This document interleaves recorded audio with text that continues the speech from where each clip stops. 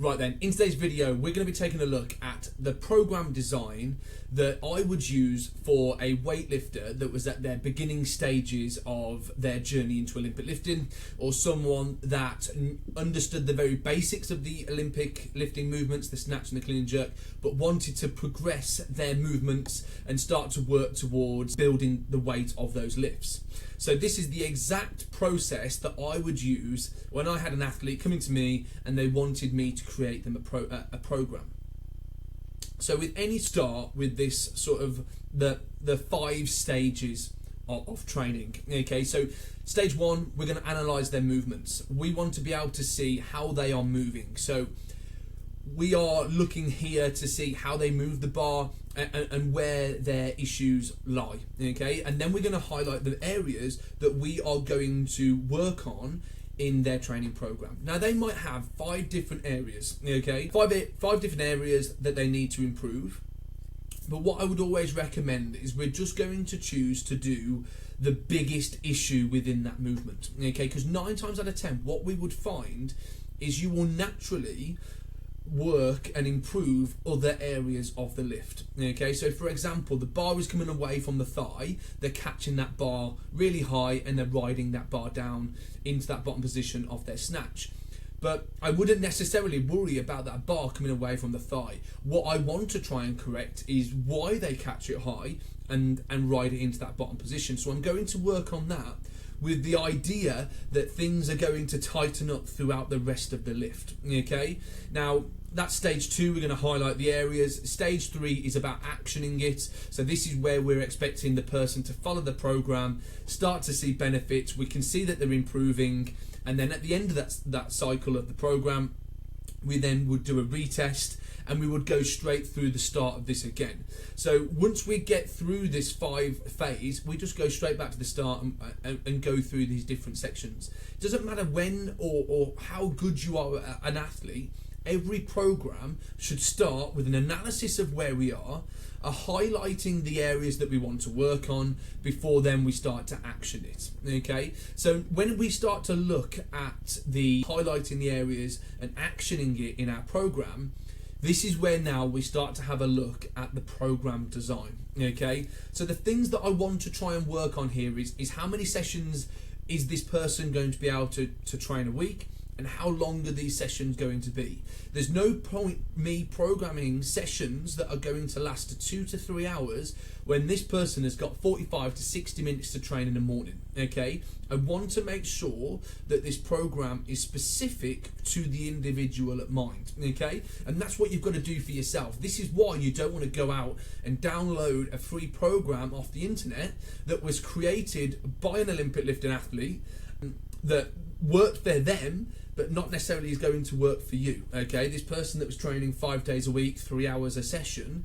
isn't going to suit somebody that is going to be doing 3 sessions for 60 to 75 minutes, for example. Okay, we've really got to try and tailor this down to the individual.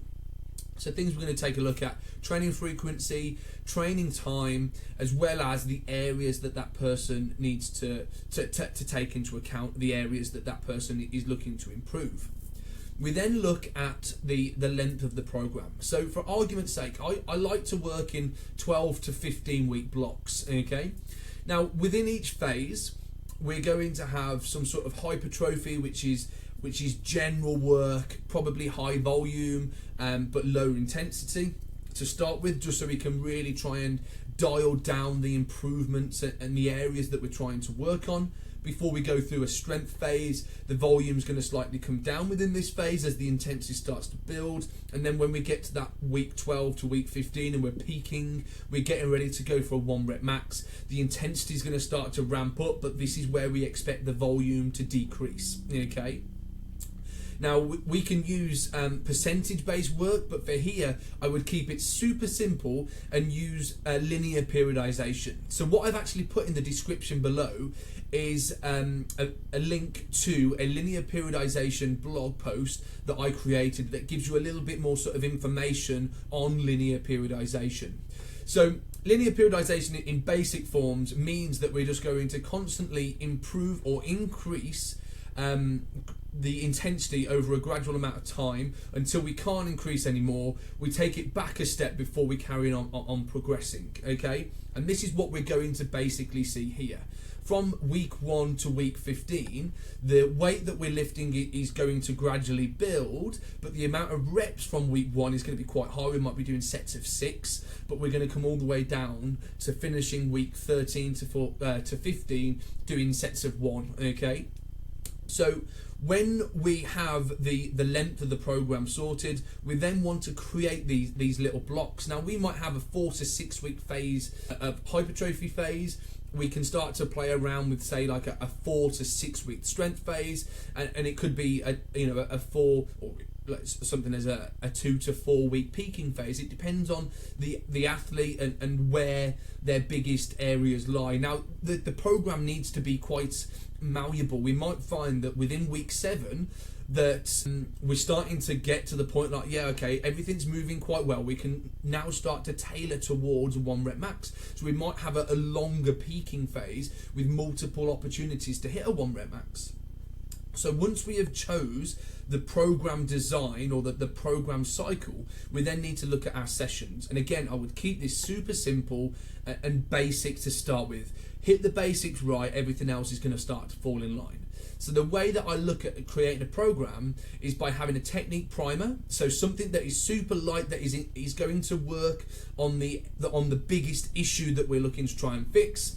A main movement that works the technique primer, but gives it a little bit of exposure at higher percentages or higher reps, and probably a little bit more of a difficult movement. So for example, if we're catching that bar high and riding it low, I might start to look at a high hang movement to work that fast change of direction from that dip jump drop. But when I go into my main movement, I might start to have a look at hang snatches, but looking to try and get to that similar position where I was when I was in my high hang movement. And then I might have a snatch grip deadlift variation. It doesn't always need to be a pull. We could just keep it super simple to a snatch grip deadlift. But what I'm trying to work on here is making sure the bar is hitting the same positions that I found in my hang and my high hang. Okay, and the one session there in the week is going to be a squat variation session.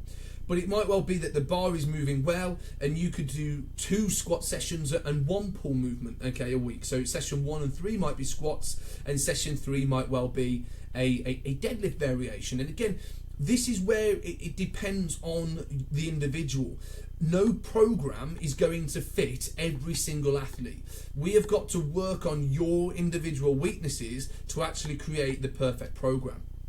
Now, this example here is a 3-day a week program. So session 1, I've chosen to do a snatch focus session. Session 2 is clean and jerk focus session, and then session 3 is a consolidation. So when I say consolidation, what I'm basically saying here is I'm going to expose this person to slightly higher percentages, but seeing if we are able to demonstrate the improvements that we are trying to make from session 1 to session 2. So all we're looking to see within session 3 is that bar is moving the same as how we were in session 1 and 2, but at slightly higher percentages, so we are ready to start to move within that next strength phase.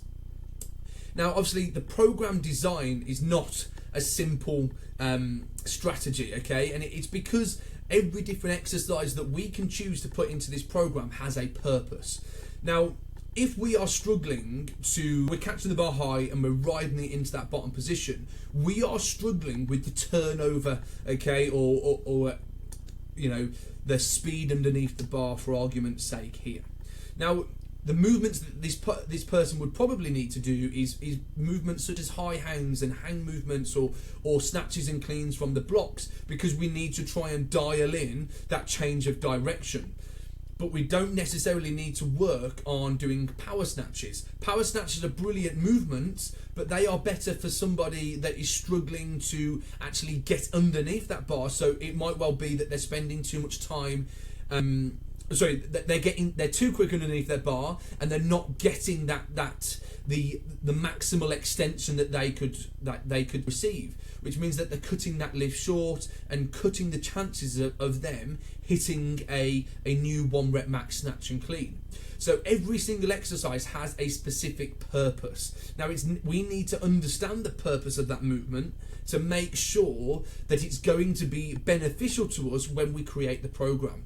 Now this can be all quite confusing. So what I've done in the description below is I've just put a link down there, and you can click on that and you can see what the Optilift method is all about, and that is the method that I use when I come to creating a program for an individual. So I am literally taking the confusion out of it. I'm going to be analysing your movements and creating this program for you.